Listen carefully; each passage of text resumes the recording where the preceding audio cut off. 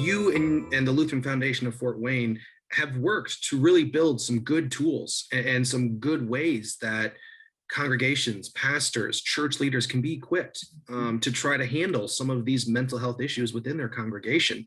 Can you talk a little bit about some of those projects that you've implemented during your time and how they came to be?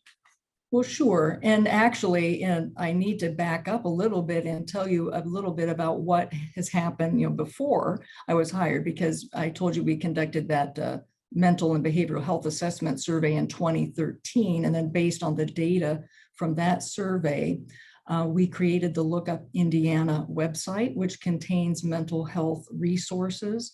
And I'll be talking with you a little bit further about that, because when I came on board, one of the things they wanted to include on the Look Up Indiana website was some faith-based resources on mental wellness.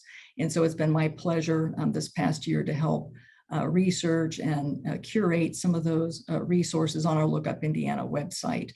But also I want to point out that the Reverend Dennis Goff was brought on 5 years ago here at the Lutheran Foundation, and he's been very integral in communicating with our congregations over the past 5 years about the importance of mental health and mental wellness ministries in congregations.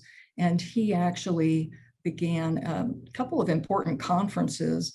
One was the Speak Up Conference in 2017, and we also had another large mental health conference in 2019 called the Look Up Conference.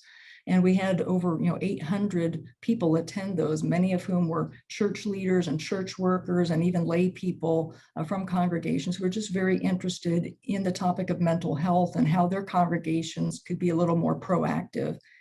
We had Kay Warren as our keynote speaker at our Speak Up conference in 2019, and she was able to share a little bit more about their mental health ministry initiatives there at Saddleback Church and some of the resources that they have available.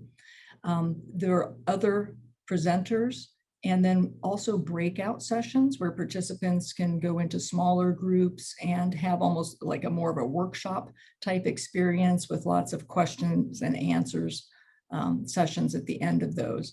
So the whole point is to be able to provide congregations with education and information about mental illness, and what are some of the resources that congregations can pick up and start using within their congregations to help their members and their families who are struggling.